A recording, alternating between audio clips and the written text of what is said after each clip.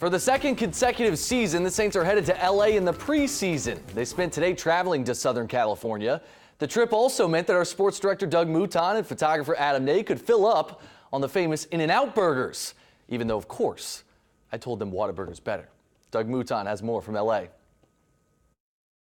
Andrew, we're in Newport Beach, California, just a few miles from the Chargers facility. Of course, the Saints and the Chargers go at it Wednesday and Thursday in dual practices. Friday is then a walkthrough day, and then preseason game number 3, Saints and Chargers, Saturday night here on Channel 4. There are some great matchups to be had in these dual practices. The Chargers have 2 of the NFL's premier pass rushers in Joey Bosa and Melvin Ingram. They go against the Saints tackles, Ryan Ramczyk and Teron Armstead.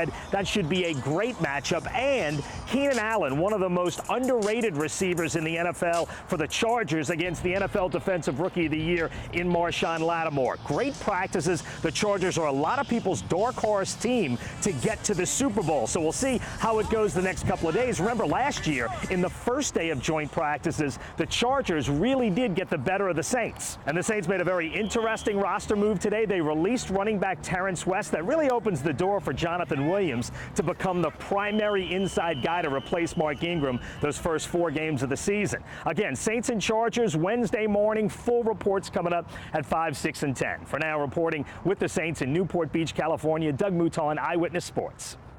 All right, thanks, Doug. Meanwhile, the Baby Cakes have been on a roll as of recent, winners in 12 of their last 15 games. But tonight's matchup ushered in a 3-game set against the Pacific Coast leading Memphis Redbirds. Well, that didn't mean jack to Peter O'Brien.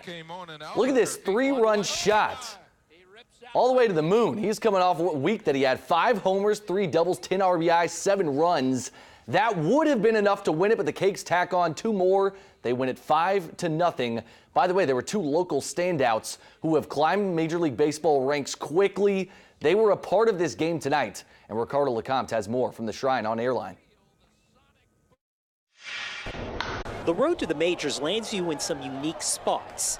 New Orleans, one of the final stops before the big show. And for outfielder Justin Williams and pitcher Kyle Keller, it's a stop home. What's up, man? Although Williams is playing for the opposing team, the Memphis Redbirds, most of Houma still came to the Shrine on Airline to watch him play. To have him come home with the Houma fans to come here and the family to support him, I'm very excited about that. I was here when they were the Zephyrs.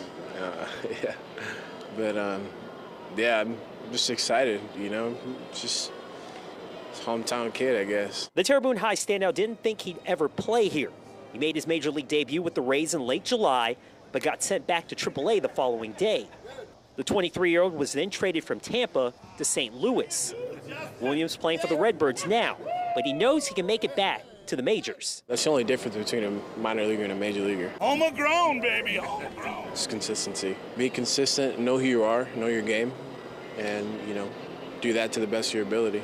Kyle Keller is one step closer to the Marlins, and he returns to his hometown of Metairie after his recent promotion from AA Jacksonville. I never played here, but just, you know, grew up coming out here, watching state tournaments out here at Zephyr Field, so, you know, it feels great to be playing here now. He's been playing ball since he was 6 years old, and we've been we're so proud of him and just couldn't be more thrilled to be here tonight. The former Jesuit and Southeastern standout climbing the minor league ladder. I feel like I'm in a good place and starting to pitch really well, so, you know, anything can happen, just keep working. And I could sit and listen to the radio and say, Keller's warming up and be here. So it is a plus to being home.